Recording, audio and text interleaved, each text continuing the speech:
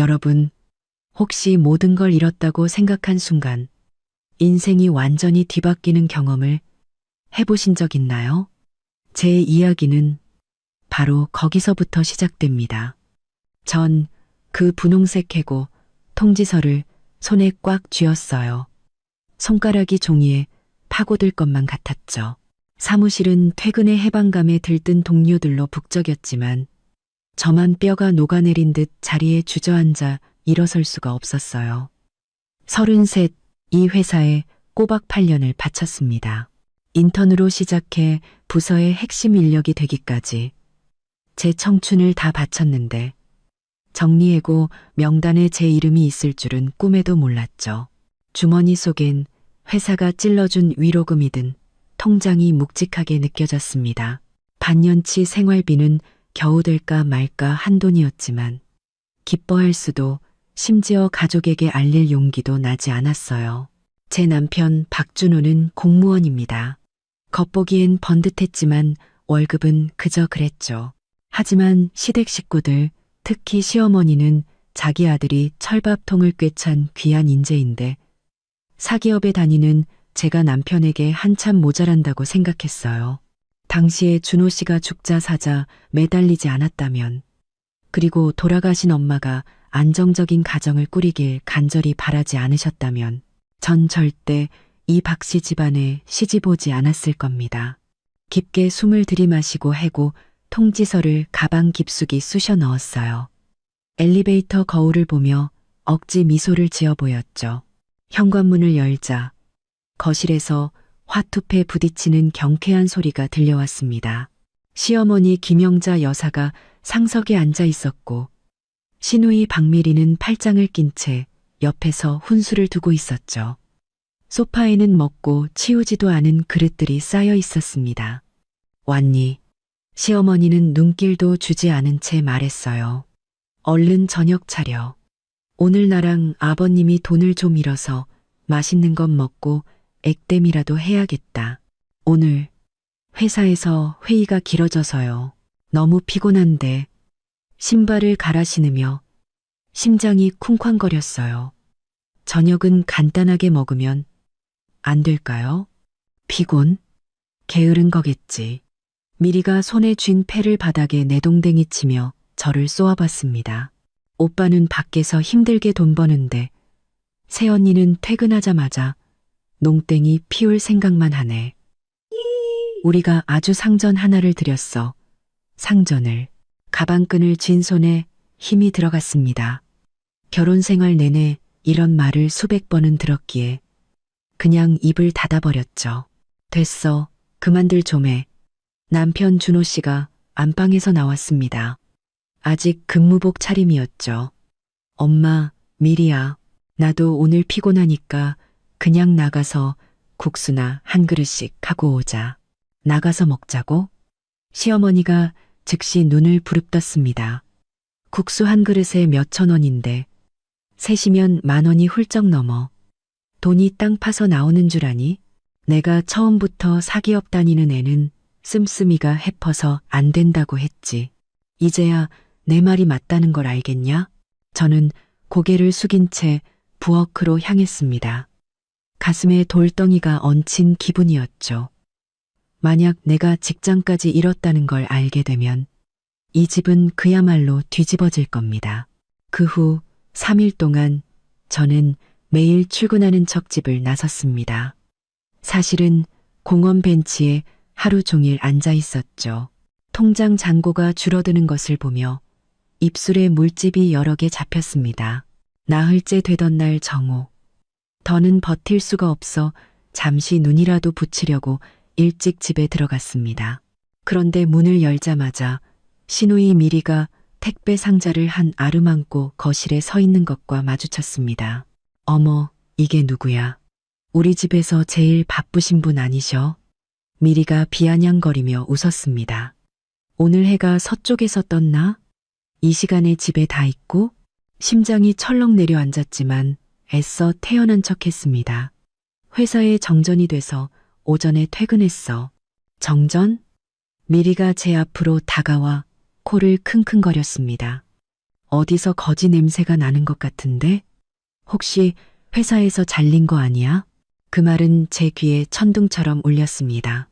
얼굴이 새하얗게 질려 입만 벙긋거릴 뿐 아무 말도 할 수 없었죠. 거봐, 내 말이 맞았네. 맞았어. 백수 됐구나. 미리가 집이 떠나가라 소리쳤습니다.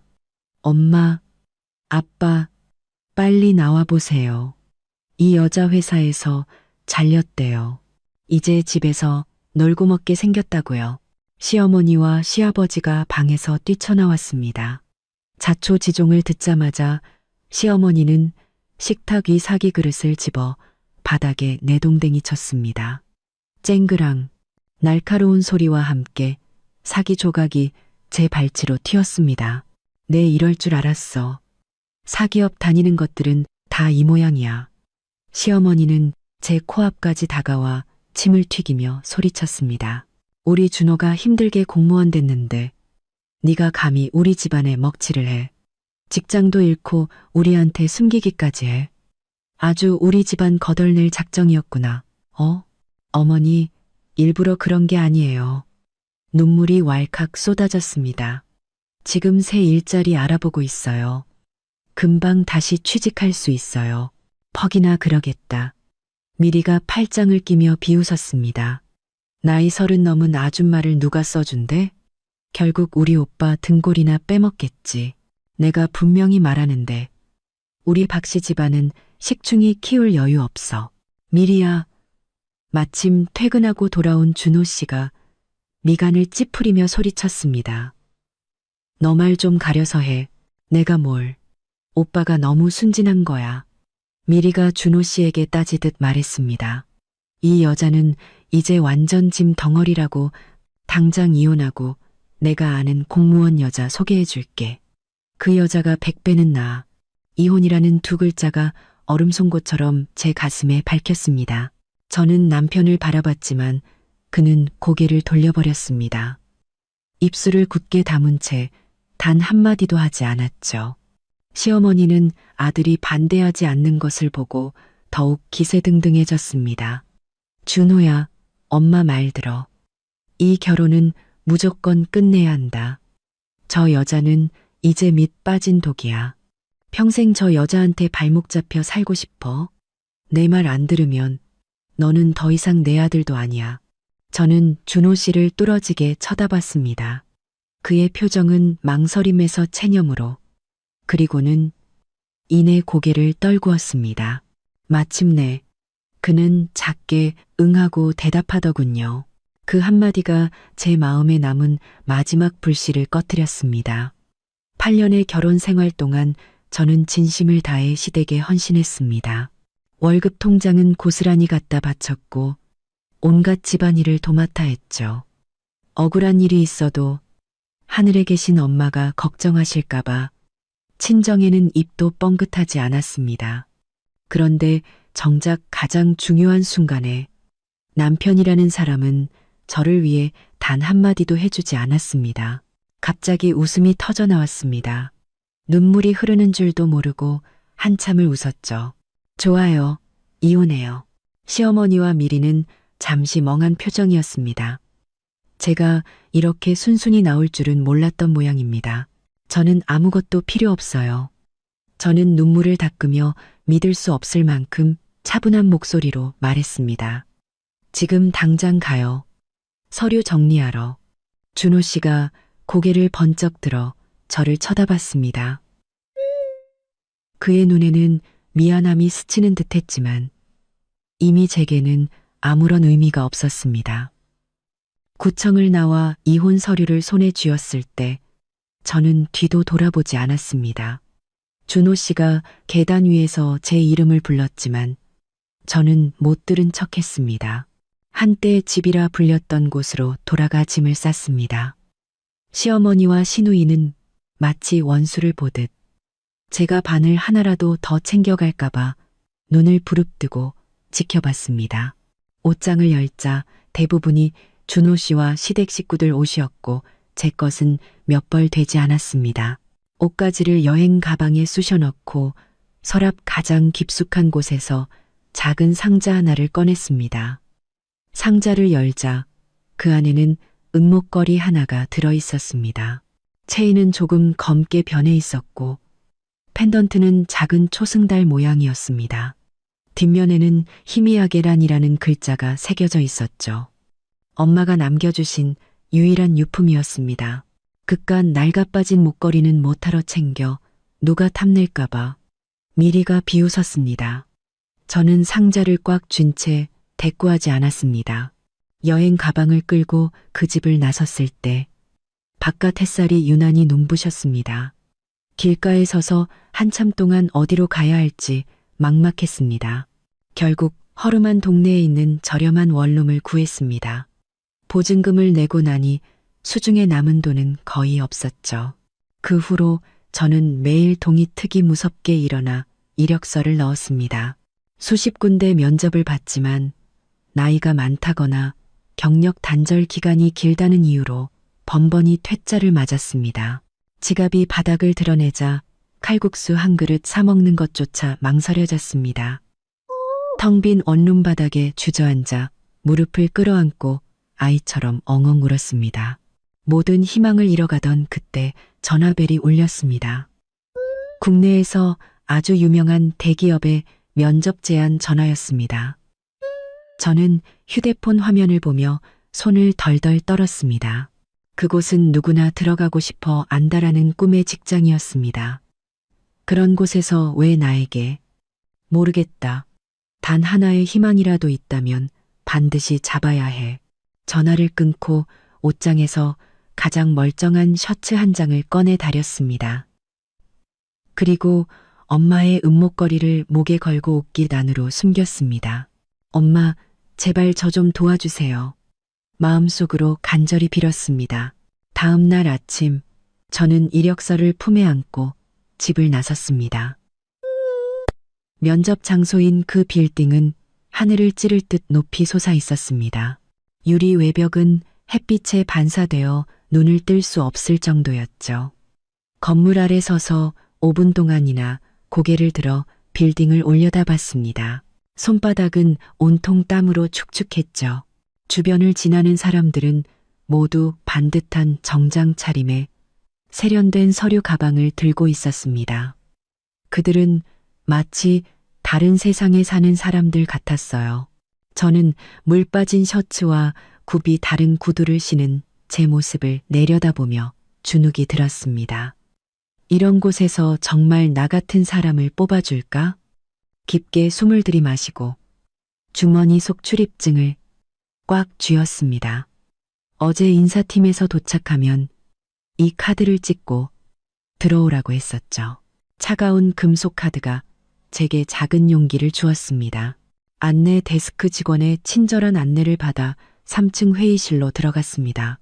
안에는 이미 7, 8명의 지원자가 앉아 있었는데 하나같이 저보다 젊고 옷차림도 훨씬 세련됐습니다.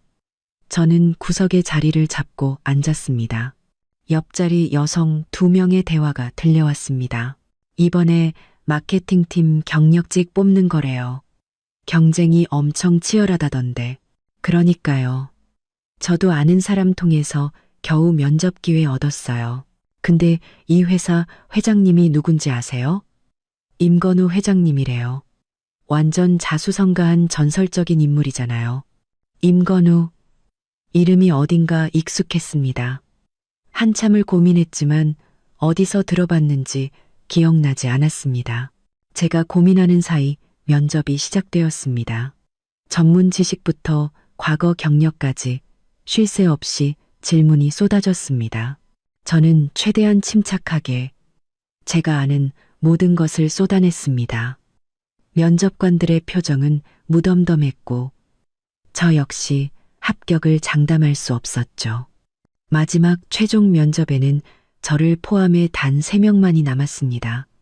인사팀 직원이 저희를 위층으로 안내하며 이번 면접은 회장님께서 직접 진행하신다고 말했습니다. 회장님께서 직접요?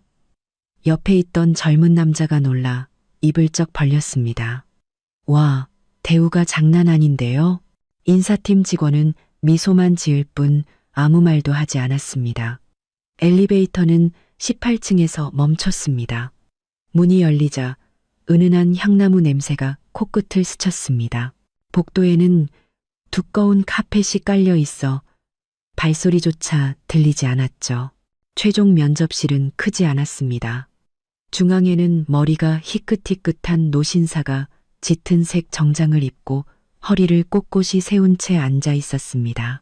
얼굴에는 주름이 가득했지만 눈빛만은 사람의 마음을 꿰뚫어 볼 듯 날카롭게 빛났습니다. 회장님, 지원자들입니다. 인사팀 직원이 공손하게 말했습니다. 회장님은 고개를 끄덕이며 저희에게 앉으라고 손짓했습니다. 그는 이력서는 보지도 않고 업계 동향에 대한 질문 몇 가지를 던졌습니다. 다른 두 젊은 지원자는 최신 용어를 섞어가며 막힘없이 대답했습니다. 저는 그들이 하는 말을 반도 알아들을 수 없었죠. 제 차례가 되자 저는 솔직하게 과거 프로젝트 경험을 바탕으로 현실적인 답변을 했습니다. 임 회장님은 별다른 표정 변화 없이 가끔 고개만 끄덕일 뿐이었습니다. 저는 점점 불안해졌습니다. 이번에도 틀렸구나. 면접이 끝나갈 무렵 그가 갑자기 제 쪽으로 몸을 기울였습니다. 그의 시선은 제 목에 꽂혀 있었죠. 저는 무의식적으로 옷깃을 여몄습니다. 아침에 급하게 나오느라 목걸이를 제대로 숨기지 못해 펜던트 한쪽이 삐져나와 있었던 겁니다. 바로 그때 임 회장님이 자리에서 벌떡 일어났습니다. 너무 갑작스러운 움직임에 의자가 뒤로 밀리며 날카로운 소리를 냈습니다. 그 목걸이, 그의 목소리가 떨리고 있었습니다. 그는 제 목을 가리키며 눈을 동그랗게 떴습니다. 그 목걸이 어디서 났소? 저는 그의 반응에 깜짝 놀라 목걸이를 매만졌습니다. 이건 저희 어머니 유품인데요. 어머니? 임 회장님은 제 앞으로 성큼성큼 다가왔습니다. 그의 숨소리가 거칠어졌죠. 어머님이 누구시오? 성함이 어떻게 되시오? 그가 너무 가까이 다가와 아까 복도에서 났던 것과 같은 향나무 냄새가 짙게 풍겼습니다.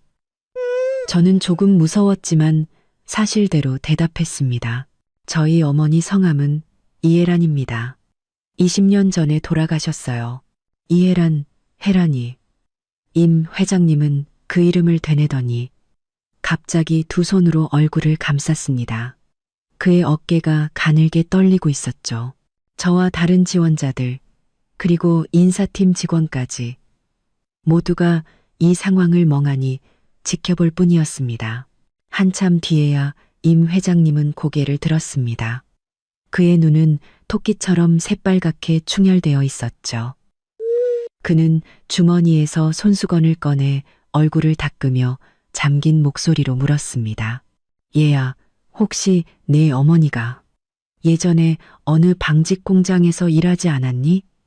그리고 왼쪽 손목에 붉은 점이 하나 있지 않았어? 저는 너무 놀라 자리에서 벌떡 일어났습니다. 어떻게 그걸 아세요? 그건 가족 말고는 아무도 모르는 사실인데. 임 회장님의 눈에서 다시 눈물이 흘러내렸습니다. 40여 년 전 내가 아직 가난한 학생이었을 때 그 방직 공장 앞에서 배가 고파 쓰러진 적이 있었지. 그때 네 어머니가 나를 부축해주고 찐빵 2개를 사주었어. 그리고 나를 병원까지 데려다 주었지. 그때 혜란이는 갓 취직해서 월급이 고작 몇만 원이었는데 나를 위해 병원비 5만 원을 대신 내주었단다. 그는 제 목걸이를 가리켰습니다. 내가 퇴원하고 돈을 갚으려 했지만 혜란이는 끝까지 받지 않았어. 내 소중히 가진 것이라고는 여동생에게 주려고 샀던 이 은목걸이뿐이라 혜란이 손에 억지로 쥐어주었지. 나중에 꼭 성공해서 이 은혜를 갚겠다고 약속하면서 말이야. 하지만 내가 타지에서 공부를 마치고 돌아왔을 땐 공장은 이미 문을 닫았고 30년 넘게 혜란이를 찾아다녔지만 찾을 수가 없었어.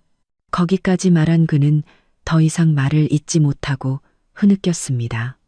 저 역시 그 자리에 못 박힌 듯 서 있었습니다. 손에 쥔 펜던트가 뜨겁게 느껴졌습니다. 이 목걸이에 이런 사연이 있었다니. 엄마는 단 한 번도 말씀해 주신 적이 없었는데 그 시절 엄마는 늘 남을 돕는 것은 당연한 일이라며 내세울 것 없다고 말씀하시곤 했습니다. 코끝이 찡해지며 저도 모르게 눈물이 흘렀습니다. 어머니는 돌아가시기 전까지 평생 남에게 나쁜 짓 한 번 안 하고 살았다고, 다만 제게 아무것도 물려주지 못해 미안하다고 하셨어요. 제 말을 들은 임 회장님은 깊은 한숨을 내쉬었습니다. 착한 아이구나. 그동안 고생이 많았겠다. 사실 아까 면접 볼 때부터 네가 참 솔직하고 꾸밈이 없어서 내 어머니를 닮았다고 생각했단다. 혹시 요즘 무슨 어려운 일이라도 있는 것이냐? 저는 원래 제 사적인 이야기를 할 생각이 없었습니다. 하지만 임 회장님의 따뜻한 눈빛을 보니 마치 친아버지를 만난 것처럼 마음이 놓여 회사에서 잘리고 시댁에서 쫓겨나 이혼까지 하게 된 제 사정을 모두 털어놓았습니다. 다른 두 지원자는 입을 떡 벌리고 들었고 인사팀 직원도 놀란 표정이었습니다. 임 회장님은 들을수록 얼굴이 굳어지더니 마침내 책상을 내리쳤습니다. 괘씸한 것들. 이렇게 착한 아이를 감히 그따위로 대하다니. 그는 저를 향해 부드러운 눈빛으로 말했습니다. 얘야, 우리 회사에서 일해보겠니? 마케팅팀 부팀장 자리를 주마. 월급은 예전에 2배로 쳐주지. 내일부터 바로 출근하거라. 저는 제 귀를 의심했습니다. 회장님, 지금 뭐라고 하셨어요? 내일부터 출근하라고 했다. 임 회장님은 눈가에 주름이 펴지도록 환하게 웃었습니다. 내 어머니는 내 생명의 은인이야. 그 딸을 내가 돌보는 것은 당연한 일이지. 게다가 네 능력은 아까 면접에서 충분히 확인했다. 그 자리를 맡기에 부족함이 없어. 옆에 있던 인사팀 직원이 재빨리 다가와 말했습니다. 축하드립니다, 이나 씨. 바로 입사 수속을 돕겠습니다. 다른 두 지원자도 아쉬운 표정이었지만 진심으로 저를 축하해 주었습니다. 저는 그 자리에 서서 하염없이 눈물만 흘렸습니다. 지난 며칠간 겪었던 모든 서름과 고통이 한꺼번에 터져 나오는 것 같았죠. 저는 임 회장님을 향해 깊이 고개를 숙였습니다.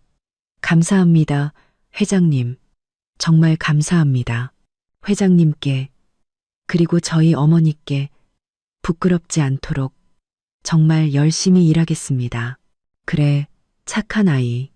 임 회장님은 제 어깨를 두드리며 말했습니다. 앞으로 힘든 일 있으면 혼자 끙끙 앓지 말고 나에게 오너라. 네, 어머니가 안 계시니 이제 내가 내 어른이 되어주마. 빌딩을 나왔을 때 해는 이미 서쪽으로 기울고 있었습니다. 황금빛 햇살이 유리 외벽에 부서지며 따스하게 느껴졌습니다. 저는 목에 걸린 목걸이를 매만졌습니다. 제 체온에 목걸이가 따뜻하게 데워져 있었죠. 엄마, 보고 계세요? 엄마가 예전에 도왔던 분이 이제는 저를 도와주셨어요. 착한 일을 하면 복을 받는다는 엄마 말이 정말이었네요. 휴대폰을 열어 통장 잔고를 확인했습니다. 남은 돈은 고작 몇십만 원 뿐이었지만 온몸에 새로운 힘이 솟는 것을 느꼈습니다. 내일은 새로운 시작이 될 겁니다. 원룸으로 돌아와 셔츠를 깨끗하게 빨아 널고 가방 밑에 구겨져 있던 검은색 바지를 꺼내 다렸습니다. 작고 낡은 방이었지만 창문으로 들어오는 달빛은 예전 그 집의 어느 때보다도 밝게 느껴졌습니다. 침대에 누워 내일 할 일을 생각하고 임 회장님의 말씀을 떠올리고 엄마의 다정한 미소를 그리며 저는 이혼 후 처음으로 깊고 편안한 잠에 빠져들었습니다. 다음 날 저는 새벽같이 일어났습니다. 거울 앞에서 셔츠깃을 단정히 하고 낡은 구두를 정성껏 닦았습니다. 거울 속 제 모습은 피곤해 보였지만 눈빛만은 그 어느 때보다 강한 의지로 빛나고 있었죠. 집을 나설 때 아파트 입구에서 콩나물 국밥을 파는 아주머니가 웃으며 물었습니다. 아이고, 이나 씨. 오늘 아주 훤하네. 좋은 일 있어? 저는 주머니 속 출입증을 만지작거리며 활짝 웃었습니다. 네, 아주머니. 저 새 직장 구했어요. 버스를 타고 일부러 창가 자리에 앉았습니다. 창밖으로 스쳐 지나가는 풍경을 보며 심장이 세차게 뛰었습니다. 예전에는 출근길이 늘 무거웠습니다. 퇴근 후 무슨 반찬을 할지, 시어머니 눈치는 어떻게 봐야 할지 걱정뿐이었죠. 이렇게 설레는 기분은 정말 오랜만이었습니다. 회사 앞에 도착했을 때 어제 만났던 인사팀 직원 김 대리님과 마주쳤습니다. 그는 저를 보며 반갑게 손을 흔들었습니다. 이나 씨, 이쪽으로 오세요. 마케팅팀으로 안내해 드릴게요. 마케팅팀은 12층에 있었습니다. 사무실에 들어서자 경쾌한 키보드 소리가 가득했습니다. 모두가 활기차면서도 긴장감 넘치는 분위기 속에서 바쁘게 일하고 있었죠. 김 대리님은 저를 창가 자리로 안내했습니다. 이나 씨, 여기가 이나 씨 자리입니다. 김 팀장님은 오늘 본사 회의 때문에 오후에나 돌아오실 거예요. 먼저 업무 환경에 익숙해지시고 모르는 건 편하게 동료들에게 물어보세요. 저는 고개를 끄덕이고 가방을 내려놓았습니다. 자리에 앉으려는데 옆자리에 안경 쓴 여직원이 고개를 돌리며 환하게 웃었습니다. 안녕하세요, 이나 씨. 저는 최유미예요. 앞으로 잘 부탁드려요. 아, 네. 안녕하세요. 저는 서둘러 그녀와 악수했습니다. 마음이 한결 놓였죠. 유미 씨는 제게 서류 뭉치를 건네주었습니다. 이건 저희 팀이 최근에 진행하고 있는 프로젝트 자료들이에요. 먼저 한번 훑어보세요. 아침에 회장님께서 특별히 이나 씨 잘 도와드리라고 하셨어요. 자료를 넘겨보던 저는 깜짝 놀랐습니다. 프로젝트의 규모가 예전 회사와는 비교도 안 될 만큼 컸고 내용도 훨씬 복잡했습니다. 어제 그 지원자들이 왜 그렇게 경쟁이 치열하다고 했는지 알 것 같았습니다. 이곳은 정말 능력자들이 모인 곳이었죠. 한참 자료를 보고 있는데 유미 씨가 갑자기 다가와 목소리를 낮춰 물었습니다. 저기, 이나 씨, 회장님이랑 원래 아는 사이세요? 회장님께서 직접 면접 보시는 것도 드문 일인데 오자마자 부팀장으로 발령 내신 건 처음이라서요. 저는 잠시 망설이다가 대답했습니다. 아니요. 그냥 조금 특별한 인연이 있어서요. 유미 씨는 궁금한 표정이었지만 더는 묻지 않고 자기 자리로 돌아갔습니다. 저는 안도의 한숨을 내쉬었지만 마음 한편이 씁쓸했습니다. 임 회장님은 제 능력을 믿어주셨지만 만약 엄마의 목걸이가 아니었다면 제가 이 자리에 앉을 수 있었을까요? 저는 결심했습니다. 어떻게든 빨리 팀원들의 속도를 따라잡아서 낙하산이라는 소리를 듣지 않겠다고. 오전 내내 저는 물 한 모금 마실 시간도 없이 자료를 파고들었습니다. 모르는 것이 있으면 유미 씨나 다른 동료들에게 겸손하게 물었고 다들 친절하게 답해 주었습니다. 점심시간 구내식당 메뉴는 눈이 휘둥그레질 만큼 다양했습니다. 저는 가격표 앞에서 한참을 망설이다 결국 고기 반찬 하나와 나물 반찬 하나를 골랐습니다. 시댁에서는 매 끼니가 나물 반찬이었습니다. 어쩌다 고기라도 한번 사면 시어머니는 살림 못한다고 온종일 잔소리를 해댔죠. 밥을 먹고 있는데 휴대폰이 울렸습니다. 모르는 번호였습니다. 여보세요? 어머, 우리 집안의 자랑 아니셔? 어디서 돈방석에 앉아 계신데? 시누이 박미리였습니다. 심장이 쿵 내려앉으며 젓가락을 쥔 손에 힘이 들어갔습니다. 무슨 일이야? 무슨 일은? 그냥 안부 전화도 못해? 미리가 비웃었습니다. 오빠한테 들었는데 새 직장 구했다며? 어디야? 월급은 얼마인데? 월세 낼 돈은 있고? 저는 미간을 찌푸렸습니다. 그게 너랑 무슨 상관인데? 상관이 왜 없어? 미리의 목소리가 갑자기 날카로워졌습니다. 잊었나 본데 오빠랑 결혼할 때 샀던 그 아파트. 그거 우리 오빠 돈으로 산 거야. 아, 참. 넌 빈손으로 쫓겨났지. 그 집이랑 넌 이제 아무 상관없겠네. 하긴 너 같은 주제에 밥이나 굶지 않으면 다행이지. 저는 분노로 손이 부들부들 떨렸습니다. 반박하려던 순간 그녀는 전화를 끊어버렸습니다. 옆에 있던 유미 씨가 걱정스러운 얼굴로 물었습니다. 이나 씨, 괜찮으세요? 누구예요? 괜찮아요. 그냥 상관없는 사람이에요. 저는 고개를 저으며 억지로 밥을 몇 숟갈 더 떴지만 입맛이 싹 가셨습니다.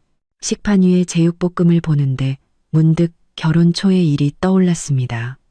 그때 저는 막 월급이 올라 기쁜 마음에 삼겹살을 한 근사 들고 집에 갔습니다. 온 가족이 함께 맛있는 저녁을 먹고 싶었죠. 하지만 시어머니는 고기를 보자마자 저를 몰아세웠습니다. 고기를 뭐 이리 많이 샀어.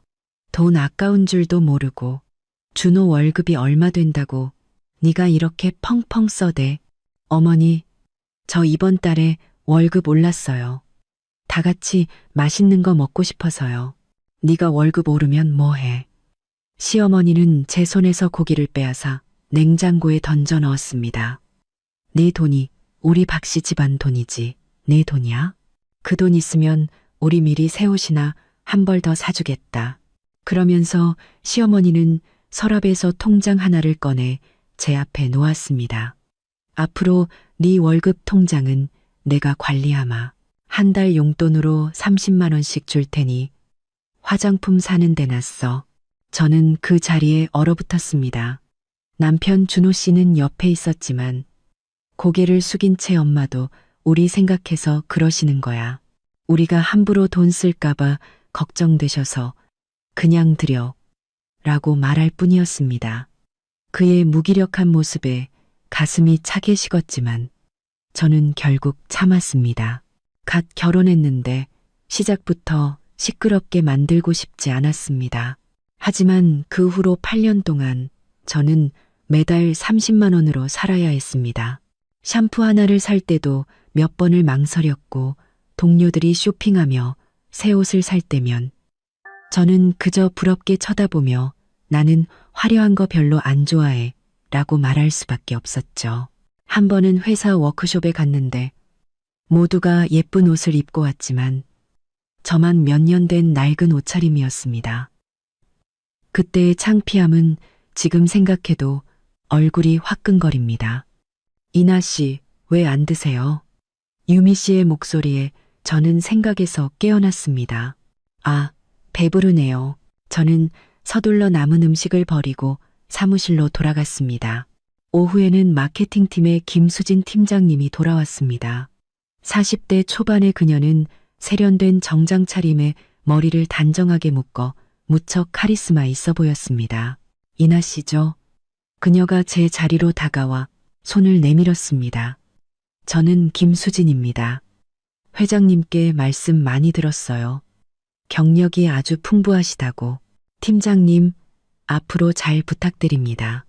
저는 얼른 일어나 그녀와 악수했습니다. 김 팀장님은 미소를 지었습니다. 서로 배워야죠. 마침 저희가 지금 큰 프로젝트를 맡고 있는데 클라이언트가 좀 까다로워서요. 이나 씨가 와서 정말 다행이에요. 오후에 저랑 같이 클라이언트 미팅 한번 가시죠. 저는 긴장했지만 흔쾌히 대답했습니다. 네, 알겠습니다. 이동하는 차 안에서 김 팀장님은 프로젝트에 대해 간략히 설명해 주었습니다. 한 대형 마트 체인과 진행하는 프로모션이었는데 담당자가 무척 까다로워 몇 번이나 협상이 결렬되었다고 했습니다. 상대방 왕 부장님이 성격이 좀 불같아요. 말도 직설적으로 하고요. 이따가 너무 마음에 담아두지 마세요.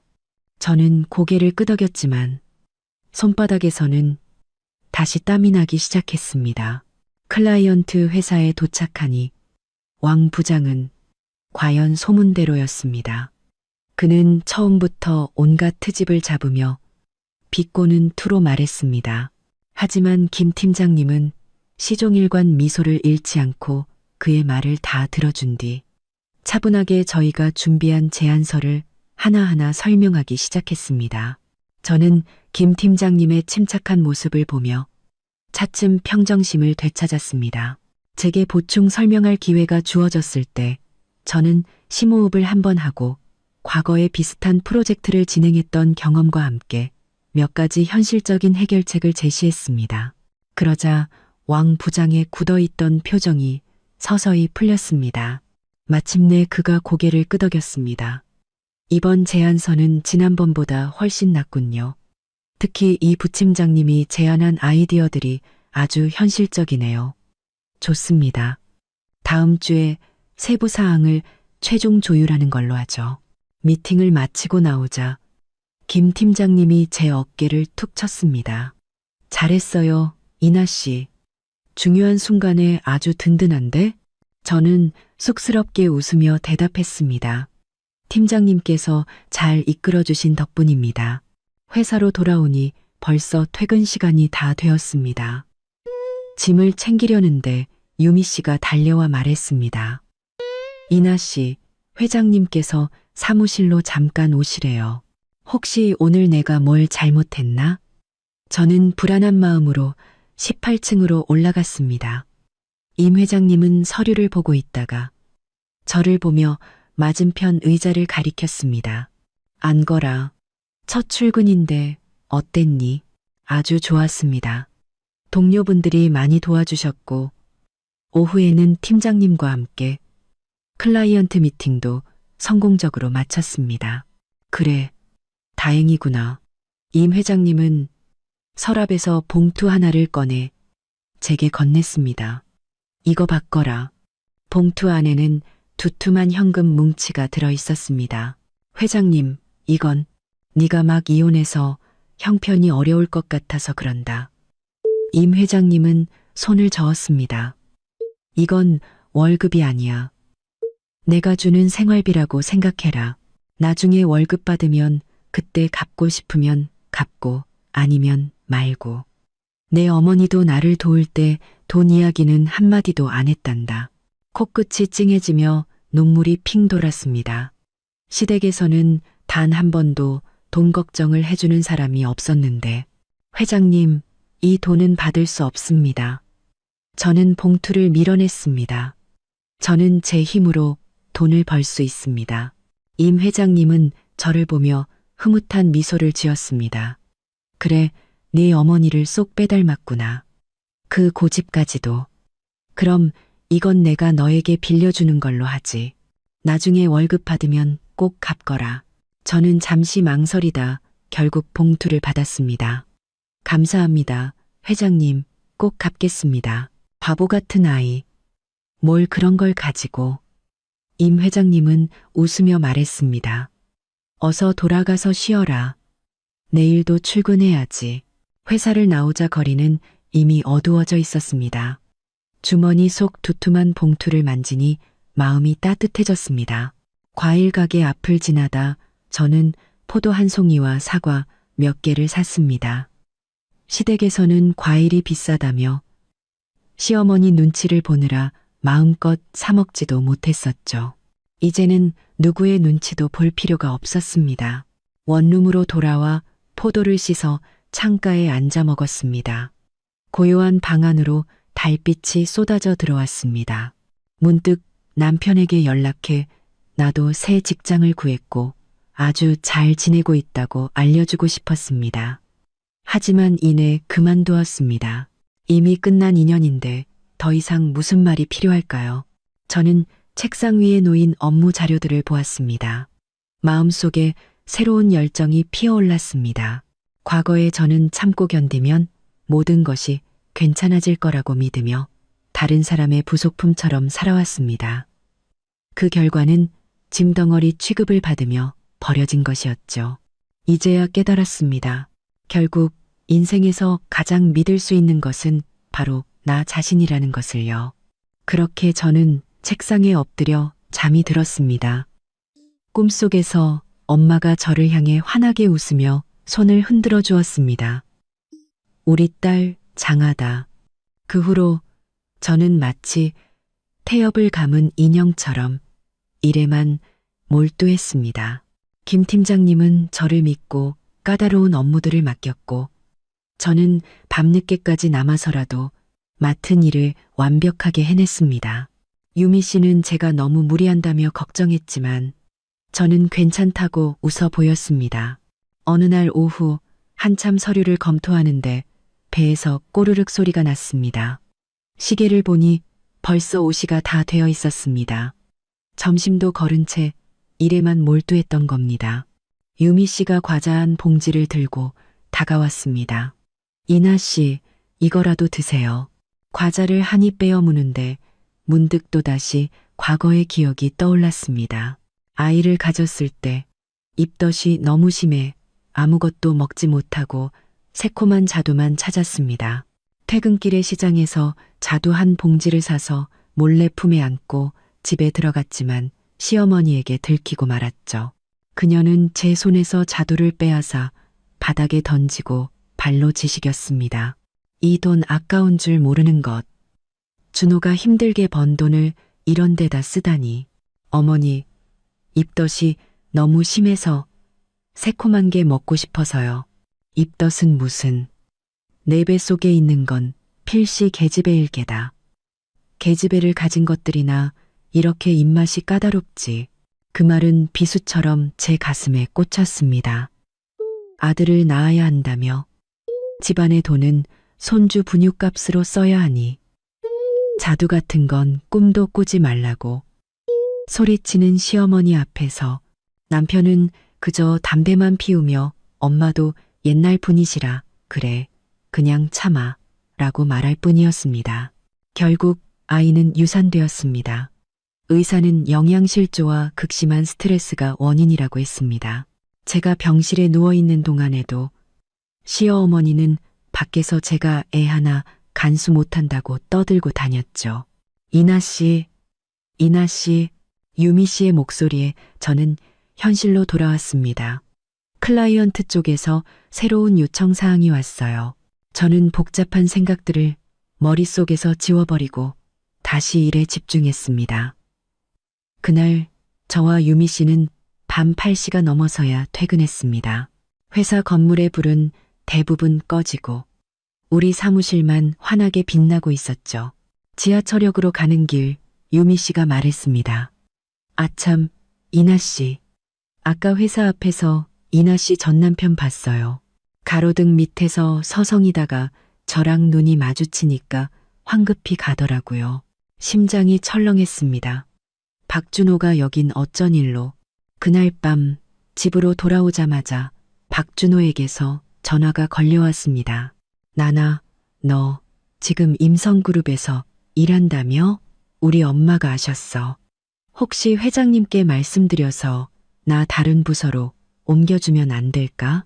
지금 자리에서는 아무런 희망이 없어. 기가 막혀 웃음이 나왔습니다. 저를 짐덩어리 취급하며 내쫓을 땐 언제고 이제 와서 제게 손을 벌리다니요.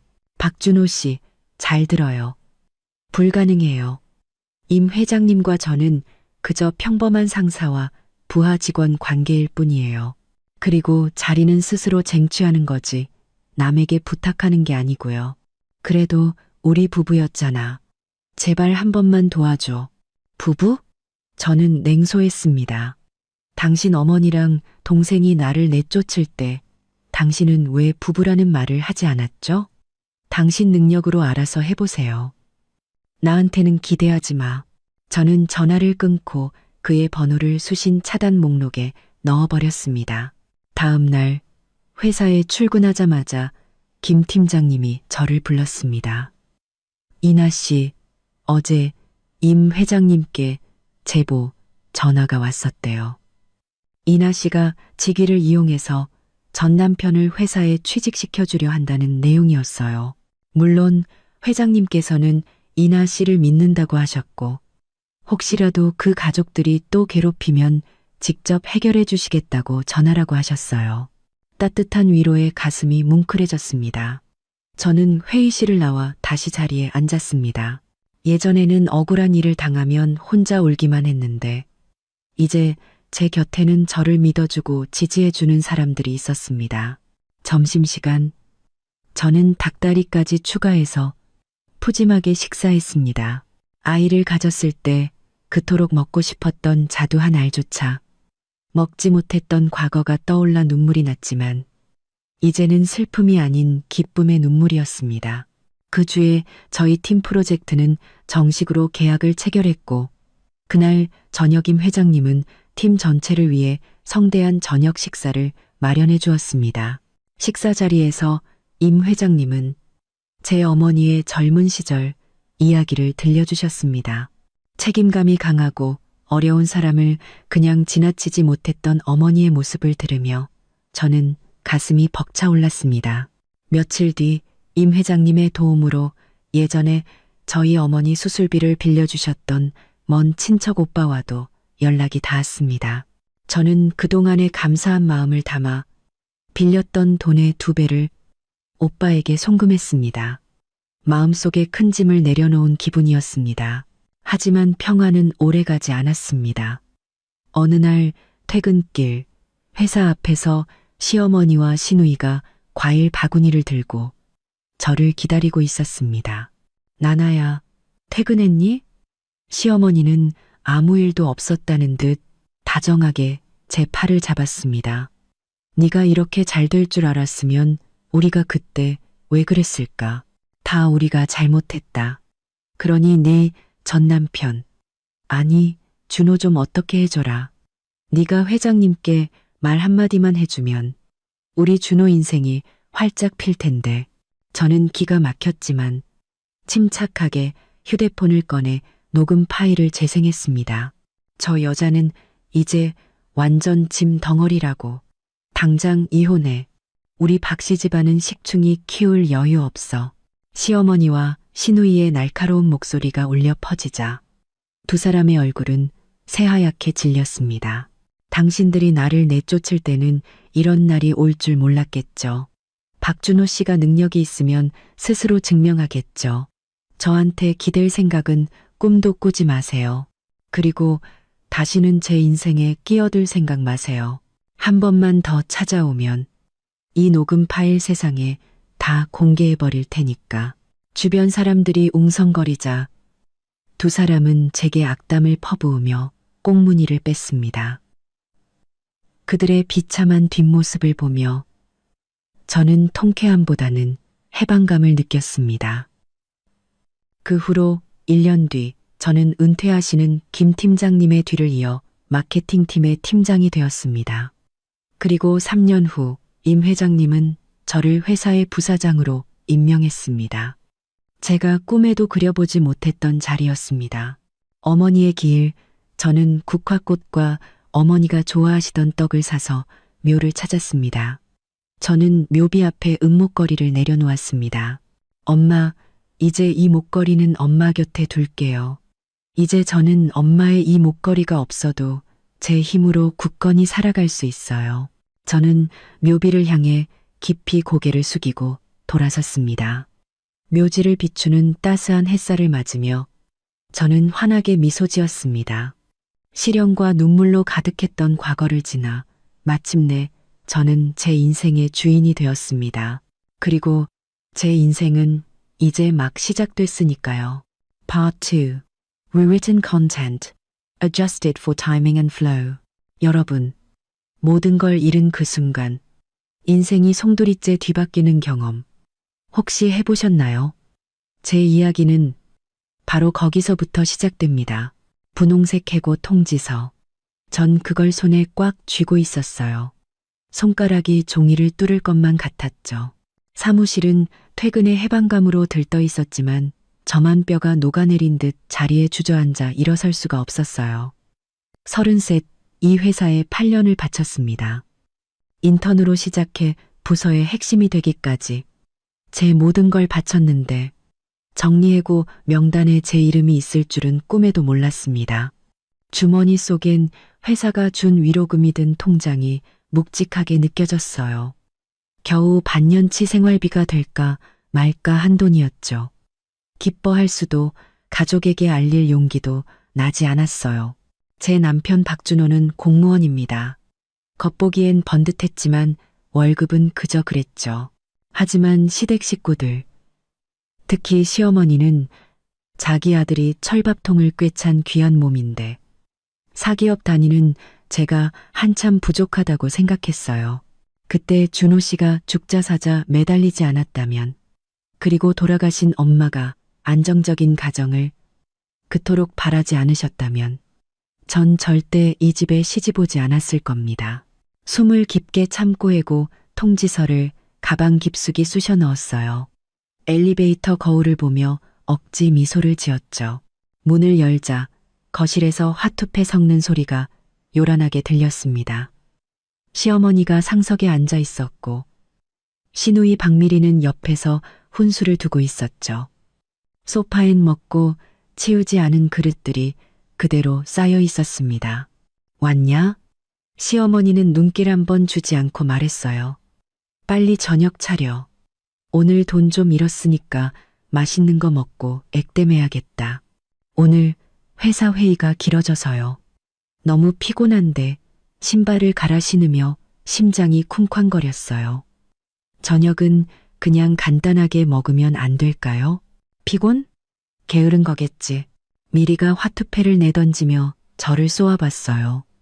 오빠는 밖에서 힘들게 돈 버는데 새언니는 퇴근하자마자 놀 생각만 하네. 아주 상전을 모셨어. 우리가. 가방끈을 쥔 손에 힘이 들어갔습니다.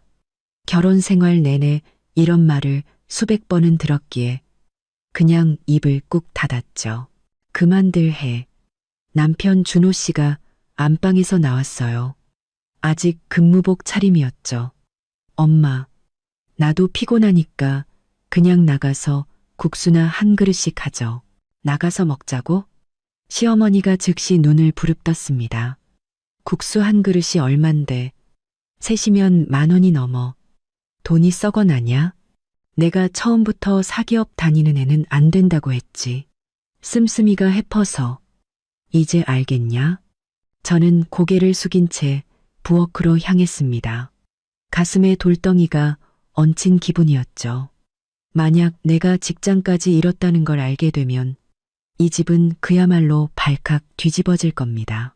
그 후 3일 동안 저는 매일 출근하는 척 집을 나섰습니다. 사실은 공원 벤치에 하루 종일 멍하니 앉아 있었죠. 통장 잔고가 줄어드는 걸 보며 입술에 물집이 잡혔습니다. 나흘째 정오, 더는 버틸 수 없어 잠이라도 자려고 일찍 집에 들어갔습니다. 문을 열자마자 시누이 미리가 택배 상자를 한 나름 안고 거실에 서 있는 것과 마주쳤습니다. 어머, 이게 누구야? 우리 집 최고 바쁘신 분 아니셔? 미리가 비아냥거렸어요. 웬일이야? 이 시간에 집에 다 있고. 심장이 철렁했지만 애써 태어난 척했습니다. 회사 정전돼서 오전에 퇴근했어. 정전? 미리가 제 앞으로 다가와 코를 킁킁거렸습니다. 어디서 궁상 맞은 냄새가 나는데 혹시 회사에서 잘린 거 아니야? 그 말은 제 귀에 천둥처럼 울렸습니다. 얼굴이 새하얗게 질려 입만 벙긋거릴 뿐 아무 말도 못했죠. 거봐, 내 말이 맞았네. 백수됐구나. 미리가 집이 떠나가라 소리쳤습니다. 엄마, 아빠, 빨리 나와보세요. 이 여자 잘렸대요. 이제 집에서 놀고 먹게 생겼다고요. 시어머니와 시아버지가 방에서 뛰쳐나왔습니다. 얘기를 듣자마자 시어머니는 식탁 위 그릇을 집어 바닥에 내동댕이 쳤습니다. 쨍그랑 날카로운 소리와 함께 사기 조각이 제 발치로 튀었습니다. 내 이럴 줄 알았지. 사기업 다니는 것들은 다 저 모양이야. 시어머니는 제 코앞에 대고 침을 튀기며 소리쳤습니다. 우리 준호가 힘들게 공무원 됐는데 네가 감히 우리 집안 망신을 시켜? 직장 잃고 숨기기까지 해? 아주 우리 집 거덜낼 작정이었구나. 어머니, 일부러 그런 게 아니에요. 눈물이 왈칵 쏟아졌습니다. 지금 새 일자리 알아보고 있어요. 금방 다시 취직할 수 있다고요. 퍽이나 미리가 팔짱을 끼며 비웃었습니다. 나이 30 넘은 아줌마를 누가 써준대. 결국 우리 오빠 등골만 빼먹겠지. 우리 집은 식충이 키울 여유 없어. 미리야. 마침 퇴근하고 돌아온 준호 씨가 미간을 찌푸렸습니다. 너 말 좀 가려서 해. 내가 뭘. 오빠가 너무 물러터진 거야. 미리가 준호 씨에게 따졌습니다. 이 여자는 이제 짐 덩어리라고. 당장 이혼하고 내가 아는 공무원 여자 소개해 줄게. 그 여자가 100배는 나아. 이혼. 그 두 글자가 얼음 송곳처럼 제 가슴에 밝혔습니다. 저는 남편을 바라봤지만 그는 고개를 돌려버렸습니다. 입술을 굳게 다문 채 아무 말도 하지 않았죠. 시어머니는 아들이 반대하지 않자 더욱 기세등등해졌습니다. 준호야, 엄마 말 들어. 이 결혼은 끝내야 한다. 저 여자는 밑 빠진 독이야. 평생 저 여자한테 발목 잡혀 살래? 내 말 안 들으면 넌 내 아들도 아니야. 저는 준호 씨를 뚫어지게 쳐다봤습니다. 그의 표정은 망설임에서 체념으로, 그리고는 이내 고개를 떨구었습니다. 마침내 그는 작게 응하고 대답하더군요. 그 한마디가 제 마음에 남은 마지막 불씨마저 꺼뜨렸습니다. 8년의 결혼 생활, 저는 진심으로 헌신했습니다. 월급 통장은 고스란히 바쳤고 온갖 집안일을 도맡아 했죠. 억울해도 하늘에 계신 엄마 걱정하실까봐 입도 뻥끗 못했습니다. 그런데 가장 중요한 순간에 남편이라는 사람은 저를 위해 단 한마디도 해주지 않았습니다. 갑자기 헛웃음이 터져 나왔습니다. 눈물이 흐르는 줄도 모르고 한참을 웃었죠. 좋아요. 이혼해요. 시어머니와 미리는 잠시 멍한 표정이었습니다. 제가 이렇게 쉽게 나올 줄은 몰랐던 거죠. 저는 아무것도 필요 없어요. 저는 눈물을 닦으며 믿을 수 없을 만큼 차분하게 말했습니다. 지금 당장 가죠. 서류 정리하러. 준호 씨가 고개를 번쩍 들어 저를 쳐다봤습니다. 그의 눈에 미안함이 스치는 듯했지만 이미 제게는 아무런 의미가 없었습니다. 구청을 나와 이혼 서류를 손에 쥐었을 때 저는 뒤도 돌아보지 않았습니다. 준호 씨가 제 이름을 불렀지만 못 들은 척했습니다. 한때 집이라 불렸던 곳으로 돌아가 짐을 쌌습니다. 시어머니와 시누이는 원수 보듯 제가 뭐라도 더 챙겨갈까봐 눈을 부릅뜨고 지켜봤습니다. 옷장을 열자 대부분이 그들의 옷이었고 제 것은 몇 벌 되지 않았습니다. 옷가지를 가방에 쑤셔 넣고 서랍 깊숙한 곳에서 작은 상자 하나를 꺼냈습니다. 상자 안에는 낡은 은목걸이가 있었습니다. 체인은 검게 변했고 펜던트는 작은 초승달 모양이었죠. 뒷면에는 희미하게 란이라는 글자가 새겨져 있었습니다. 엄마가 남겨주신 유일한 유품이었습니다. 그깟 낡은 목걸이는 못하러 챙겨. 누가 탐낼까봐 미리가 비웃었습니다. 저는 상자를 꽉 쥔 채 대꾸하지 않았습니다. 가방을 끌고 그 집을 나섰을 때 바깥 햇살이 유난히 눈부셨습니다. 길가에 서서 한참 동안 막막했습니다. 결국 허름한 동네에 저렴한 원룸을 구했습니다. 보증금을 내니 수중에 남은 돈은 거의 없었죠. 그 후로 저는 매일같이 이력서를 넣었습니다. 수십 군데 면접을 봤지만 나이가 많다거나 경력이 단절됐다는 이유로 번번이 퇴짜를 맞았습니다. 지갑이 바닥을 드러내자 칼국수 한 그릇조차 망설여졌습니다. 텅 빈 원룸 바닥에 주저앉아 무릎을 끌어안고 아이처럼 엉엉 울었습니다. 모든 희망을 잃어가던 그때 전화벨이 울렸습니다. 국내 최고의 대기업에서 온 면접 제안 전화였습니다. 저는 휴대폰 화면을 보며 손을 덜덜 떨었습니다. 그곳은 누구나 들어가고 싶어 하는 꿈의 직장이었습니다. 그런 곳에서 왜 나에게 모르겠다. 단 하나의 희망이라도 있다면 반드시 잡아야 해. 전화를 끊고 가장 멀쩡한 셔츠 한 장을 꺼내 다렸습니다. 그리고 엄마의 은목걸이를 목에 걸고 옷깃 안으로 숨겼습니다. 엄마, 제발 저 좀 도와주세요. 마음속으로 간절히 빌었습니다. 다음 날 아침 저는 이력서를 품에 안고 집을 나섰습니다. 면접 장소인 빌딩은 하늘을 찌를 듯 높이 솟아 있었습니다. 유리 외벽은 햇빛에 반사되어 눈을 뜰 수 없었죠. 건물 아래 서서 5분 동안이나 멍하니 올려다봤습니다. 손바닥은 땀으로 축축했죠. 주변 사람들은 모두 반듯한 정장 차림에 세련된 서류 가방을 들고 있었습니다. 그들은 마치 다른 세상 사람들 같았어요. 저는 물 빠진 셔츠와 굽이 다른 구두를 신은 제 모습을 내려다보며 주눅이 들었습니다. 이런 곳에서 정말 나를 뽑아줄까? 숨을 깊게 들이마시고 주머니 속 출입증을 꽉 쥐었습니다. 어제 인사팀에서 이걸 찍고 들어오라고 했었죠. 차가운 금속 카드가 제게 작은 용기를 주었습니다. 안내 데스크에 친절한 안내를 받아 3층 회의실로 들어갔습니다. 안에는 이미 7, 8명이 앉아 있었는데 하나같이 저보다 젊고 세련됐습니다. 저는 구석에 자리를 잡았습니다. 옆자리 여성들의 대화가 들려왔습니다. 이번에 마케팅팀 경력직 뽑는 거래요. 경쟁이 엄청나다던데. 그러니까요.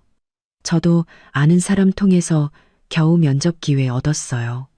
근데 이 회사 회장님이 누군지 아세요? 임건우 회장님이래요. 완전 자수성가한 전설적인 인물이잖아요. 임건우. 이름이 어딘가 익숙했습니다. 한참을 고민했지만 어디서 들어봤는지 기억나지 않았습니다. 곧 면접이 시작되었습니다.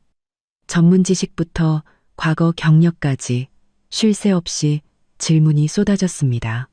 저는 최대한 침착하게 제가 아는 모든 것을 쏟아냈습니다. 면접관들의 표정은 무덤덤했고 저 역시 합격을 장담할 수 없었죠. 마지막 최종 면접에는 저를 포함해 단 3명만이 남았습니다. 인사팀 직원은 저희를 위층으로 안내하며 이번 면접은 회장님께서 직접 진행하신다고 말했습니다. 회장님께서 직접요. 옆에 있던 젊은 남자가 놀라 입을 쩍 벌렸습니다. 와, 대우가 장난 아닌데요. 인사팀 직원은 미소만 지을 뿐 아무 말도 하지 않았습니다. 엘리베이터는 18층에서 멈췄습니다.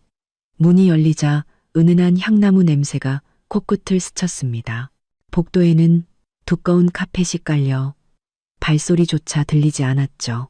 최종 면접실 중앙에는 머리가 희끗희끗한 노신사가 짙은 정장을 입고 허리를 꼿꼿이 세운 채 앉아 있었습니다. 얼굴에는 주름이 가득했지만 눈빛만은 사람의 마음을 꿰뚫어 볼 듯 날카로웠습니다. 회장님, 지원자들입니다. 인사팀 직원이 공손하게 말했습니다. 회장님은 고개를 끄덕이며 앉으라고 손짓했습니다. 그는 이력서는 보지도 않고 업계 동향에 대한 질문을 던졌습니다. 다른 두 지원자는 최신 용어를 섞어가며 막힘없이 대답했습니다. 저는 그들이 하는 말을 반도 알아들을 수 없었죠. 제 차례가 되자 저는 솔직하게 과거 경험을 바탕으로 현실적인 답변을 했습니다. 임 회장님은 별다른 표정 변화 없이 가끔 고개만 끄덕였습니다. 저는 점점 불안해졌습니다. 이번에도 틀렸구나. 면접이 끝나갈 무렵 그가 갑자기 제 쪽으로 몸을 기울였습니다. 그의 시선은 제 목에 꽂혀 있었죠. 저는 무의식적으로 옷깃을 여몄습니다. 아침에 급하게 나오느라 목걸이를 제대로 숨기지 못해 펜던트 한쪽이 삐져나와 있었던 겁니다. 바로 그때 임 회장님이 자리에서 벌떡 일어났습니다. 너무 갑작스러운 움직임에 의자가 뒤로 밀리며 날카로운 소리를 냈습니다. 그 목걸이, 그의 목소리가 떨리고 있었습니다. 그는 제 목을 가리키며 눈을 동그랗게 떴습니다. 그 목걸이 어디서 났소?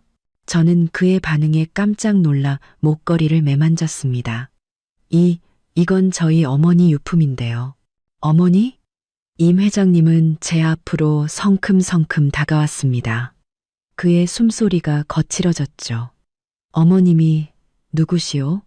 성함이 어떻게 되시오?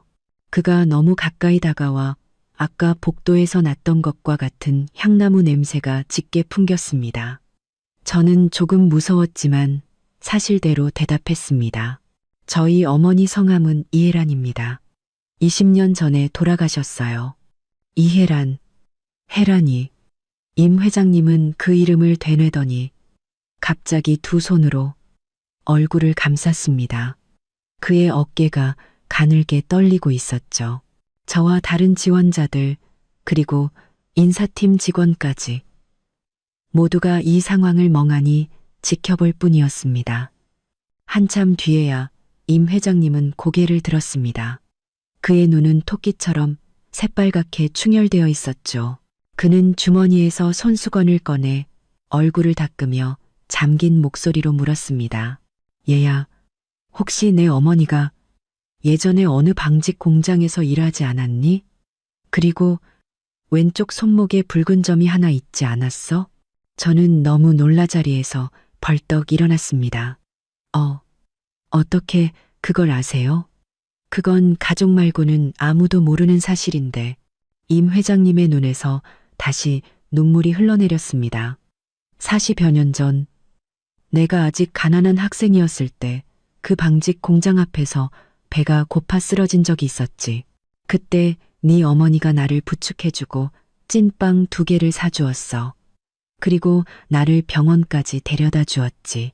그때 혜란이는 갓 취직해서 월급이 고작 몇만 원이었는데 나를 위해 병원비 5만 원을 대신 내주었단다. 그는 제 목걸이를 가리켰습니다. 내가 퇴원하고 돈을 갚으려 했지만 혜란이는 끝까지 받지 않았어. 내 수중에 가진 것이라고는 여동생에게 주려고 샀던 이 은목걸이뿐이라. 혜란이 손에 억지로 쥐어주었지. 나중에 꼭 성공해서 이 은혜를 갚겠다고 약속하면서 말이야. 하지만 내가 타지에서 공부를 마치고 돌아왔을 땐 공장은 이미 문을 닫았고 30년 넘게 혜란이를 찾아다녔지만 찾을 수가 없었어. 거기까지 말한 그는 더 이상 말을 잇지 못하고 흐느꼈습니다. 저 역시 그 자리에 못 박힌 듯 서 있었습니다. 손에 쥔 펜던트가 뜨겁게 느껴졌습니다. 이 목걸이에 이런 사연이 있었다니. 엄마는 단 한 번도 말씀해 주신 적이 없었는데 그 시절 엄마는 늘 남을 돕는 것은 당연한 일이라며 내세울 것 없다고 말씀하시곤 했습니다. 코끝이 찡해지며 저도 모르게 눈물이 흘렀습니다. 어머니는 돌아가시기 전까지 평생 남에게 나쁜 짓 한 번 안 하고 살았다고. 다만 제게 아무것도 물려주지 못해 미안하다고 하셨어요. 제 말을 들은 임 회장님은 깊은 한숨을 내쉬었습니다. 착한 아이구나. 그동안 고생이 많았겠다. 사실 아까 면접 볼 때부터 네가 참 솔직하고 꾸밈이 없어서 네 어머니를 닮았다고 생각했단다. 혹시 요즘 무슨 어려운 일이라도 있는 것이냐? 저는 원래 제 사적인 이야기를 할 생각이 없었습니다. 하지만 임 회장님의 따뜻한 눈빛을 보니 마치 친아버지를 만난 것처럼 마음이 놓여 회사에서 잘리고 시댁에서 쫓겨나 이혼까지 하게 된 제 사정을 모두 털어놓았습니다. 다른 두 지원자는 입을 떡 벌리고 들었고 인사팀 직원도 놀란 표정이었습니다. 임 회장님은 들을수록 얼굴이 굳어지더니 마침내 책상을 내리쳤습니다. 괘씸한 것들. 이렇게 착한 아이를 감히 그따위로 대하다니. 그는 저를 향해 부드러운 눈빛으로 말했습니다. 얘야, 우리 회사에서 일해보겠니? 마케팅팀 부팀장 자리를 주마. 월급은 예전의 2배로 쳐주지. 내일부터 바로 출근하거라. 저는 제 귀를 의심했습니다. 회장님, 지금 뭐라고 하셨어요? 내일부터 출근하라고 했다. 임 회장님은 눈가에 주름이 펴지도록 환하게 웃었습니다. 내 어머니는 내 생명의 은인이야. 그 딸을 내가 돌보는 것은 당연한 일이지. 게다가 네 능력은 아까 면접에서 충분히 확인했다. 그 자리를 맡기에 부족함이 없어. 옆에 있던 인사팀 직원이 재빨리 다가와 말했습니다. 축하드립니다, 이나 씨. 바로 입사 수속을 돕겠습니다. 다른 2 지원자도 아쉬운 표정이었지만 진심으로 저를 축하해 주었습니다. 저는 그 자리에 서서 하염없이 눈물만 흘렸습니다. 지난 며칠간 겪었던 모든 서름과 고통이 한꺼번에 터져 나오는 것 같았죠. 저는 임 회장님을 향해 깊이 고개를 숙였습니다. 감사합니다, 회장님. 정말 감사합니다. 회장님께 그리고 저희 어머니께 부끄럽지 않도록 정말 열심히 일하겠습니다. 그래, 착한 아이. 임 회장님은 제 어깨를 두드리며 말했습니다. 앞으로 힘든 일 있으면 혼자 끙끙 앓지 말고 나에게 오너라. 내 어머니가 안 계시니 이제 내가 내 어른이 되어주마. 빌딩을 나왔을 때 해는 이미 서쪽으로 기울고 있었습니다. 황금빛 햇살이 유리 외벽에 부서지며 따스하게 느껴졌습니다. 저는 목에 걸린 목걸이를 매만졌습니다. 제 체온의 목걸이가 따뜻하게 데워져 있었죠. 엄마, 보고 계세요? 엄마가 예전에 도왔던 분이 이제는 저를 도와주셨어요. 착한 일을 하면 복을 받는다는 엄마 말이 정말이었네요. 휴대폰을 열어 통장 잔고를 확인했습니다. 남은 돈은 고작 몇십만 원 뿐이었지만 온몸에 새로운 힘이 솟는 것을 느꼈습니다. 내일은 새로운 시작이 될 겁니다. 원룸으로 돌아와 셔츠를 깨끗하게 빨아 널고 가방 밑에 구겨져 있던 검은색 바지를 꺼내 다렸습니다. 작고 낡은 방이었지만 창문으로 들어오는 달빛은 예전 그 집의 어느 때보다도 밝게 느껴졌습니다. 침대에 누워 내일 할 일을 생각하고 임 회장님의 말씀을 떠올리고 엄마의 다정한 미소를 그리며 저는 이혼 후 처음으로 깊고 편안한 잠에 빠져들었습니다. 다음 날 저는 새벽같이 일어났습니다. 거울 앞에서 셔츠깃을 단정히 하고 낡은 구두를 정성껏 닦았습니다. 거울 속 제 모습은 피곤해 보였지만 눈빛만은 그 어느 때보다 강한 의지로 빛나고 있었죠. 집을 나설 때 아파트 입구에서 콩나물 국밥을 파는 아주머니가 웃으며 물었습니다. 아이고, 이나 씨. 오늘 아주 훤하네. 좋은 일 있어? 저는 주머니 속 출입증을 만지작거리며 활짝 웃었습니다. 네, 아주머니. 저 새 직장 구했어요. 버스를 타고 일부러 창가 자리에 앉았습니다. 창밖으로 스쳐 지나가는 풍경을 보며 심장이 세차게 뛰었습니다. 예전에는 출근길이 늘 무거웠습니다. 퇴근 후 무슨 반찬을 할지, 시어머니 눈치는 어떻게 봐야 할지 걱정뿐이었죠. 이렇게 설레는 기분은 정말 오랜만이었습니다. 회사 앞에 도착했을 때 어제 만났던 인사팀 직원 김 대리님과 마주쳤습니다. 그는 저를 보며 반갑게 손을 흔들었습니다. 이나 씨, 이쪽으로 오세요.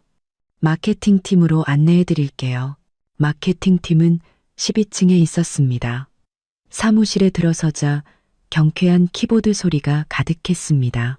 모두가 활기차면서도 긴장감 넘치는 분위기 속에서 바쁘게 일하고 있었죠. 김 대리님은 저를 창가 자리로 안내했습니다. 이나 씨, 여기가 이나 씨 자리입니다. 김 팀장님은 오늘 본사 회의 때문에 오후에나 돌아오실 거예요. 먼저 업무 환경에 익숙해지시고 모르는 건 편하게 동료들에게 물어보세요. 저는 고개를 끄덕이고 가방을 내려놓았습니다. 자리에 앉으려는데 옆자리에 안경 쓴 여직원이 고개를 돌리며 환하게 웃었습니다. 안녕하세요, 이나 씨. 저는 최유미예요. 앞으로 잘 부탁드려요. 아, 네. 안녕하세요. 저는 서둘러 그녀와 악수했습니다. 마음이 한결 놓였죠. 유미 씨는 제게 서류 뭉치를 건네주었습니다. 이건 저희 팀이 최근에 진행하고 있는 프로젝트 자료들이에요. 먼저 한번 훑어보세요. 아침에 회장님께서 특별히 이나 씨 잘 도와드리라고 하셨어요.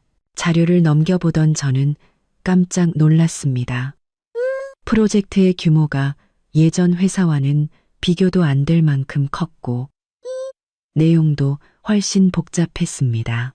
어제 그 지원자들이 왜 그렇게 경쟁이 치열하다고 했는지 알 것 같았습니다. 이곳은 정말 능력자들이 모인 곳이었죠. 한참 자료를 보고 있는데 유미 씨가 갑자기 다가와 목소리를 낮춰 물었습니다. 저기, 이나 씨, 회장님이랑 원래 아는 사이세요? 회장님께서 직접 면접 보시는 것도 드문 일인데 오자마자 부팀장으로 발령 내신 건 처음이라서요. 저는 잠시 망설이다가 대답했습니다. 아니요. 그냥 조금 특별한 인연이 있어서요. 유미 씨는 궁금한 표정이었지만 더는 묻지 않고 자기 자리로 돌아갔습니다. 저는 안도의 한숨을 내쉬었지만 마음 한편이 씁쓸했습니다. 임 회장님은 제 능력을 믿어주셨지만 만약 엄마의 목걸이가 아니었다면 제가 이 자리에 앉을 수 있었을까요?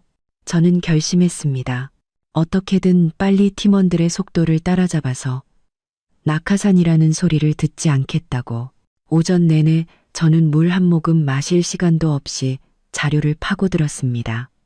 모르는 것이 있으면 유미 씨나 다른 동료들에게 겸손하게 물었고 다들 친절하게 답해 주었습니다. 점심시간 구내식당 메뉴는 눈이 휘둥그레질 만큼 다양했습니다.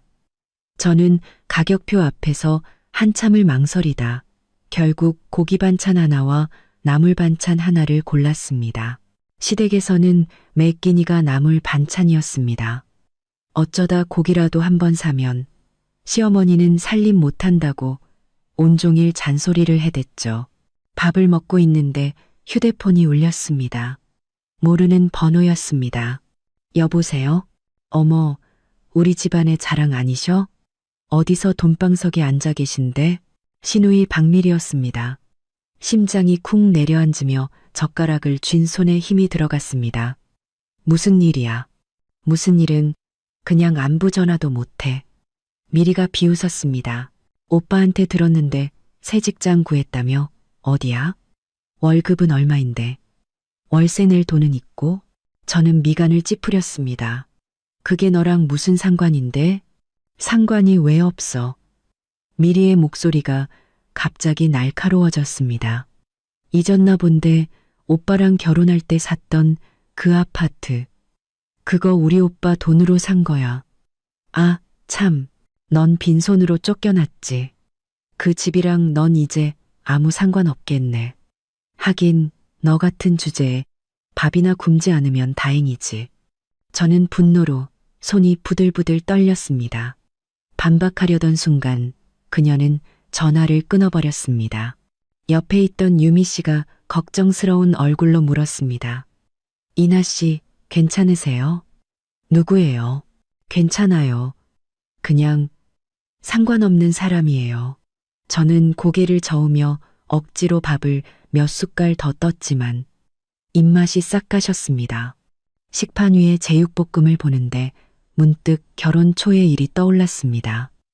그때 저는 막 월급이 올라 기쁜 마음에 삼겹살을 한 근사 들고 집에 갔습니다. 온 가족이 함께 맛있는 저녁을 먹고 싶었죠. 하지만 시어머니는 고기를 보자마자 저를 몰아세웠습니다. 고기를 뭐 이리 많이 샀어. 돈 아까운 줄도 모르고. 준호 월급이 얼마 된다고. 네가 이렇게 펑펑 써대. 어머니, 저 이번 달에 월급 올랐어요. 다 같이 맛있는 거 먹고 싶어서요. 네가 월급 오르면 뭐해. 시어머니는 제 손에서 고기를 빼앗아 냉장고에 던져 넣었습니다. 네 돈이 우리 박씨 집안 돈이지. 네 돈이야? 그 돈 있으면 우리 미리 새 옷이나 한 벌 더 사주겠다. 그러면서 시어머니는 서랍에서 통장 하나를 꺼내 제 앞에 놓았습니다. 앞으로 네 월급 통장은 내가 관리하마. 한 달 용돈으로 30만 원씩 줄 테니 화장품 사는 데 놨어. 저는 그 자리에 얼어붙었습니다. 남편 준호 씨는 옆에 있었지만 고개를 숙인 채 엄마도 우리 생각해서 그러시는 거야. 우리가 함부로 돈 쓸까봐 걱정되셔서 그냥 드려 라고 말할 뿐이었습니다. 그의 무기력한 모습에 가슴이 차게 식었지만 저는 결국 참았습니다. 갓 결혼했는데 시작부터 시끄럽게 만들고 싶지 않았습니다. 하지만 그 후로 8년 동안 저는 매달 30만 원으로 살아야 했습니다. 샴푸 하나를 살 때도 몇 번을 망설였고 동료들이 쇼핑하며 새 옷을 살 때면 저는 그저 부럽게 쳐다보며 나는 화려한 거 별로 안 좋아해 라고 말할 수밖에 없었죠. 한 번은 회사 워크숍에 갔는데 모두가 예쁜 옷을 입고 왔지만 저만 몇 년 된 낡은 옷차림이었습니다. 그때의 창피함은 지금 생각해도 얼굴이 화끈거립니다. 이나 씨, 왜 안 드세요? 유미 씨의 목소리에 저는 생각에서 깨어났습니다. 아, 배부르네요. 저는 서둘러 남은 음식을 버리고 사무실로 돌아갔습니다. 오후에는 마케팅팀의 김수진 팀장님이 돌아왔습니다. 40대 초반의 그녀는 세련된 정장 차림에 머리를 단정하게 묶어 무척 카리스마 있어 보였습니다. 이나 씨죠? 그녀가 제 자리로 다가와 손을 내밀었습니다. 저는 김수진입니다. 회장님께 말씀 많이 들었어요. 경력이 아주 풍부하시다고. 팀장님, 앞으로 잘 부탁드립니다. 저는 얼른 일어나 그녀와 악수했습니다. 김 팀장님은 미소를 지었습니다. 서로 배워야죠. 마침 저희가 지금 큰 프로젝트를 맡고 있는데 클라이언트가 좀 까다로워서요. 이나 씨가 와서 정말 다행이에요. 오후에 저랑 같이 클라이언트 미팅 한번 가시죠. 저는 긴장했지만 흔쾌히 대답했습니다. 네, 알겠습니다. 이동하는 차 안에서 김 팀장님은 프로젝트에 대해 간략히 설명해 주었습니다. 한 대형 마트 체인과 진행하는 프로모션이었는데 담당자가 무척 까다로워 몇 번이나 협상이 결렬되었다고 했습니다. 상대방 왕 부장님이 성격이 좀 불같아요. 말도 직설적으로 하고요. 이따가 너무 마음에 담아두지 마세요. 저는 고개를 끄덕였지만 손바닥에서는 다시 땀이 나기 시작했습니다. 클라이언트 회사에 도착하니 왕 부장은 과연 소문대로였습니다. 그는 처음부터 온갖 트집을 잡으며 비꼬는 투로 말했습니다. 하지만 김 팀장님은 시종일관 미소를 잃지 않고 그의 말을 다 들어준 뒤 차분하게 저희가 준비한 제안서를 하나하나 설명하기 시작했습니다. 저는 김 팀장님의 침착한 모습을 보며 차츰 평정심을 되찾았습니다. 제게 보충 설명할 기회가 주어졌을 때 저는 심호흡을 한번 하고 과거에 비슷한 프로젝트를 진행했던 경험과 함께 몇 가지 현실적인 해결책을 제시했습니다. 그러자 왕 부장의 굳어있던 표정이 서서히 풀렸습니다. 마침내 그가 고개를 끄덕였습니다. 이번 제안서는 지난번보다 훨씬 낫군요. 특히 이 부팀장님이 제안한 아이디어들이 아주 현실적이네요. 좋습니다. 다음 주에 세부 사항을 최종 조율하는 걸로 하죠. 미팅을 마치고 나오자 김 팀장님이 제 어깨를 툭 쳤습니다. 잘했어요, 이나 씨. 중요한 순간에 아주 든든한데? 저는 쑥스럽게 웃으며 대답했습니다. 팀장님께서 잘 이끌어 주신 덕분입니다. 회사로 돌아오니 벌써 퇴근 시간이 다 되었습니다.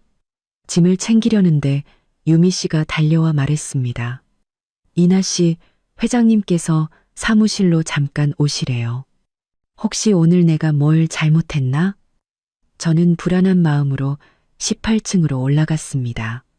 임 회장님은 서류를 보고 있다가 저를 보며 맞은편 의자를 가리켰습니다. 안거라. 첫 출근인데 어땠니? 아주 좋았습니다.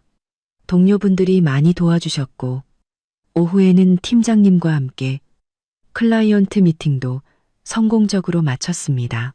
그래, 다행이구나. 임 회장님은 서랍에서 봉투 하나를 꺼내 제게 건넸습니다. 이거 받거라. 봉투 안에는 두툼한 현금 뭉치가 들어 있었습니다. 회장님, 이건 네가 막 이혼해서 형편이 어려울 것 같아서 그런다. 임 회장님은 손을 저었습니다. 이건 월급이 아니야. 내가 주는 생활비라고 생각해라. 나중에 월급 받으면 그때 갚고 싶으면 갚고 아니면 말고. 내 어머니도 나를 도울 때 돈 이야기는 한마디도 안 했단다. 코끝이 찡해지며 눈물이 핑 돌았습니다. 시댁에서는 단 한 번도 돈 걱정을 해주는 사람이 없었는데, 회장님, 이 돈은 받을 수 없습니다. 저는 봉투를 밀어냈습니다. 저는 제 힘으로 돈을 벌 수 있습니다. 임 회장님은 저를 보며 흐뭇한 미소를 지었습니다. 그래, 내 어머니를 쏙 빼닮았구나. 그 고집까지도. 그럼 이건 내가 너에게 빌려주는 걸로 하지. 나중에 월급 받으면 꼭 갚거라. 저는 잠시 망설이다 결국 봉투를 받았습니다. 감사합니다, 회장님. 꼭 갚겠습니다. 바보 같은 아이. 뭘 그런 걸 가지고. 임 회장님은 웃으며 말했습니다. 어서 돌아가서 쉬어라. 내일도 출근해야지. 회사를 나오자 거리는 이미 어두워져 있었습니다. 주머니 속 두툼한 봉투를 만지니 마음이 따뜻해졌습니다. 과일 가게 앞을 지나다 저는 포도 한 송이와 사과 몇 개를 샀습니다. 시댁에서는 과일이 비싸다며 시어머니 눈치를 보느라 마음껏 사 먹지도 못했었죠. 이제는 누구의 눈치도 볼 필요가 없었습니다. 원룸으로 돌아와 포도를 씻어 창가에 앉아 먹었습니다.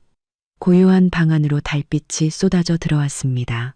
문득 남편에게 연락해 나도 새 직장을 구했고 아주 잘 지내고 있다고 알려주고 싶었습니다. 하지만 이내 그만두었습니다. 이미 끝난 인연인데 더 이상 무슨 말이 필요할까요? 저는 책상 위에 놓인 업무 자료들을 보았습니다. 마음속에 새로운 열정이 피어올랐습니다.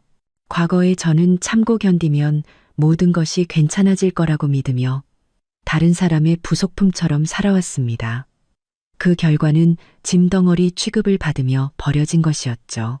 이제야 깨달았습니다. 결국 인생에서 가장 믿을 수 있는 것은 바로 나 자신이라는 것을요. 그렇게 저는 책상에 엎드려 잠이 들었습니다.